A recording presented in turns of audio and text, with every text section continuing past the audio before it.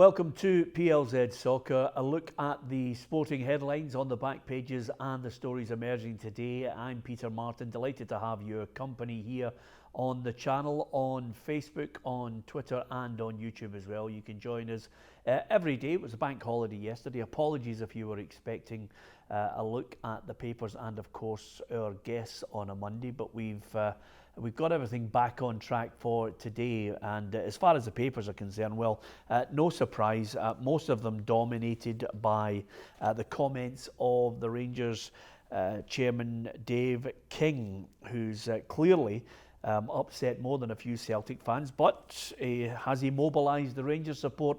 I'm not so sure, because it says one title and we'll be holding all the cards is the back page on the Sun. Gerrard can end Celt's dreams of 10.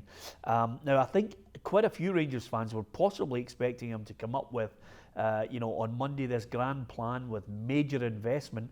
In the end, he's hoping to raise $6 million in a share issue. Is that going to be enough over and above the season ticket sales, which will be huge, because I think the Rangers fans will buy into Steven Gerrard big time. There'll be shirt sales, various other things coming in. What sort of money is Steven Gerrard going to have at his disposal? Let's just say it's 15-20 million. Now remember, I'm only dealing with facts here. I'm not speculating, but you're talking about anybody from David Weir and countless others have said it might take Rangers 60, 70, 80 million to bridge the gap on Celtic. Well, let me be honest with you. Dave King has tried to put across the message in the Sun and in the Record as well, that it only took Celtic 11 minutes to turn the title on its head with regards to Dick Advocaat's reign as Rangers manager. Apparently Dick Advocaat said to Dave King Celtic would never catch them with the strength of his side against Martin O'Neill. So Dave King's highlighted that. With all due respect, Dave King's highlighted that, and it's wholly inaccurate, because quite simply, Martin O'Neill came in and he spent money, and he spent it on some substantial players. Chris Sutton for one. Henrik Larsson, he had a world-class striker there. He had, quite a few other players that he'd inherited that he was able to actually turn into really good players. And I think in the December, Neil Lennon arrived, 6 million. He had Alan Thompson as well. He managed to steal Didier Agathe from Hibernian. So he had the nucleus of some players that he inherited, and then he started to spend quite a considerable amount of money to take over Dick Advocaat. So maybe not the best way to highlight how Rangers can do it. They are going to have to spend money, and he believes one title and Rangers will be holding all the cards. I'm not so sure. If I'm perfectly honest with you, I think this was not the big announcement that the Rangers fans were hoping for. He says there's no new investors they're talking to, there's no new investment. He's just hoping to raise a share issue and ask the Rangers fans once again to put their hands in their pocket, which I think Rangers fans will do. But whether it's enough money to turn the title on its head, I don't know for next season. And I'll tell you why, because everybody's talking about what Rangers are going to do and what Steven Gerrard is going to do, which I think for all of Scottish football we hope is something as exciting as he was as a player. But if I'm being brutally honest with you, nobody's thinking about what Celtic are going to do, and I think Celtic will spend big. So that's one there, and thanks to Chris Gardner, who says if Gerrard even brings in loans, they're going to be looking for £20,000 to £40,000 a week. I'm sure Steven Gerrard will be looking to some of his old mates, maybe a couple of experienced players, to do him a turn. They're still going to cost money. Loan deals, as Chris points out, is just sent as a message. They're going to cost money. And if he even buys 2 or 3 really good players, quality players at a level above what he's got at the moment, and believe me, he needs to spend a level of above what he's got at the moment, they're going to cost money as well. So it's going to be a big transformation. I think personally he's got to get rid of, practically near enough all of that squad. I would keep maybe 4 or 5. You might think differently if you're a Rangers fan who has been watching it week in, week out. But as I look at it every week and watch Rangers play, I don't see too many of them staying. As far as the Daily Record's concerned, they've also got the line there from Derek McInnes basically saying Gers should be embarrassed if they don't finish second. I can totally understand where Derek's coming from, because when you consider even the money that they allowed Pedro Caixinha and then subsequently Mark Allen to help Graham Murty out with in the January transfer window, their budget far exceeds Aberdeen. They should be way out in front. Kenny O'Hara says Dave King is not helping himself with those comments. It'll just be held against him if Celtic indeed qualify for the Champions League and win the league again. Kenny, I think you're 100% correct with regards to that. He's given everyone a back page headline, but I don't think it's helpful, certainly not helpful to the manager. The Daily Record they have a particular style where they do it in a kind of a Q&A. Was Graham Murty undermined by you? He says no. I say yes.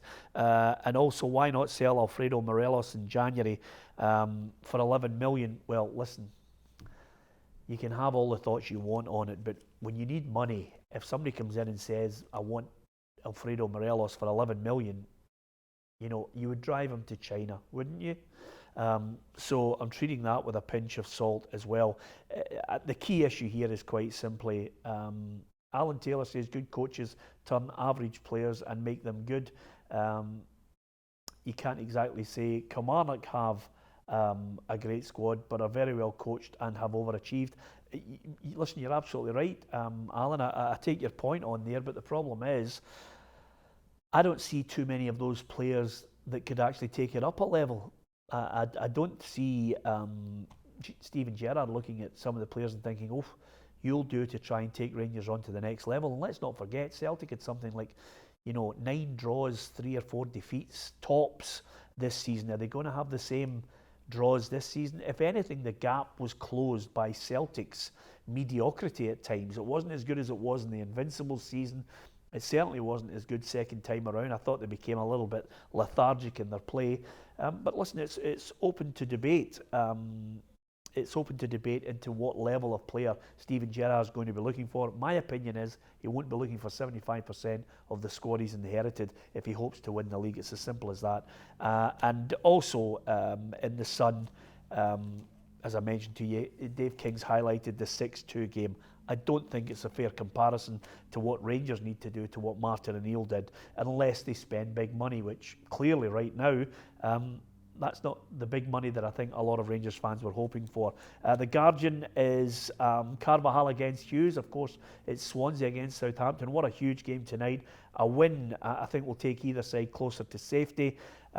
Paul Lambert has mentioned once again, I think there's a clause in his contract which allows not only Paul Lambert but Stoke City to decide whether they want to keep this management team going. So will he manage in the Championship next season? Only time will tell on that. There's a good article in The Guardian on the achievements of Neil Warnock, who was also mentioned with regards to the Rangers job. He's done a fantastic job. 8 promotions he's managed to get. There's a really great write-up on Neil Warnock and Cardiff City and some of the players that he's brought in. And it goes back to what we were talking about before. Some of the players he's brought in and made better or made the best out of them. Cardiff were not tipped to get out of the Championship, and lo and behold, they've joined Wolves. They'll be playing in the Premier League in England next season. So that's just a few of the stories on the back pages. There are some good games to look forward to tonight. We'll be discussing them in detail. Myself and Alan Ruff will be joining you at 4:30. We'll be talking about Aberdeen Rangers, Hamilton St Johnstone, Partick Motherwell and Ross County against Dundee. All huge matches, top and bottom. The battle for second is getting even more interesting. Do you think it's going to be Hibs? Do you think Aberdeen are in the box seat after the results at the weekend? Or is it indeed Rangers who are going to finish second? You'll need to give us your thoughts on that. What a match it's going to be. And of course, let's not forget, we'll also look at Celtic Kilmarnock tomorrow and the small matter of Hearts against Hibs on that dreadful Tynecastle pitch, but they are going to improve it. So thanks very much to everyone who's sent in the messages. That's just a few of the back pages. Incidentally, if you like your boxing, there's a great piece in The Guardian from Donald McRae, who's a journalist, and it's on Eamon McGee, who was a former world champion. What a great write-up it is on boxing. This man has been through everything. The lost soul of boxer Eamon McGee. That's just in case you like your boxing. Don't know why I threw it in. Had a read and thought if you love sport, you'll love that. But as far as the football is concerned, Ruffy and myself will be back at 4:30. We'll take your questions on Facebook, on Twitter, It's at PLZ Soccer on Twitter, facebook.com/PLZ Soccer, and we'll take them on YouTube. I always try and emphasise this. Please try not to be abusive. Usually by about point 3, you start arguing with someone else who's sent in a message. But we are a football station. We want to talk about football. If you want to in any way throw insults, maybe we are not for you. Come and join the football family in PLZ Soccer. If you download the app, you can record a video in the video reporter section and send it in to us. And if we use it, we'll send you out a piece of memorabilia once we get your address and your details on that. So download the app in Google Play and in the App Store as well. That's the main headlines this morning. There's some tasty games to talk about tonight with myself and Alan Ruff. Join us at 4:30 if you can. Thanks for watching.